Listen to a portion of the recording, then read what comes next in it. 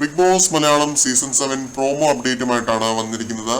ഞാൻ പറയാൻ പോകുന്ന വാർത്ത അല്പം ദുഃഖകരമാണ്. പണിപ്പുര ഈ ആഴ്ച തുറക്കുന്നത് ഒരൊറ്റ തവണ മാത്രമായിരിക്കും. ഇത് ബിഗ് ബോസ് പറഞ്ഞതും കാണിക്കുന്നത് ഈ ഒരു ഷോപ്പിംഗ് പ്ലാൻ ആണ്. 3000 പോയിന്റ്സ്, 20 സെക്കൻഡുകൾ, 10 പേർക്ക് എൻട്രി. പെർഫെക്റ്റ് പ്ലാൻ എന്നാണ് എഴുതിയിട്ടുള്ളത്. പിന്നെ ഉള്ളത് ഡീസന്റ് പ്ലാൻ ആണ്. 2000 പോയിന്റ്സ്, 10 സെക്കൻഡുകൾ, 5 പേർക്ക് എൻട്രി.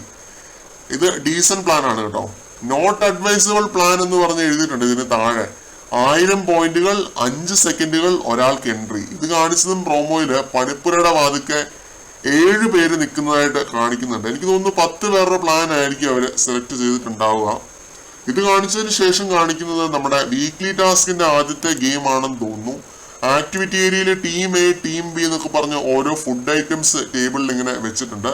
എന്നിട്ട് നമ്മുടെ ആദില അതേപോലെ തന്നെ യോണിയിലും ഒക്കെ ഓരോ സാധനങ്ങൾ ഇത് കഴിക്കുന്നതായിട്ടും കാണിക്കുന്നുണ്ട്. ജിസേല് കഴിക്കുന്നതായിട്ട് കാണിക്കുന്നുണ്ട്. യം എന്ന് പറയുന്നതൊക്കെ കേൾക്കാം. എന്താണ് സംഭവം എന്ന് ഒരു പിടുത്തവും തരാത്തൊരു പ്രോമോയാണ്.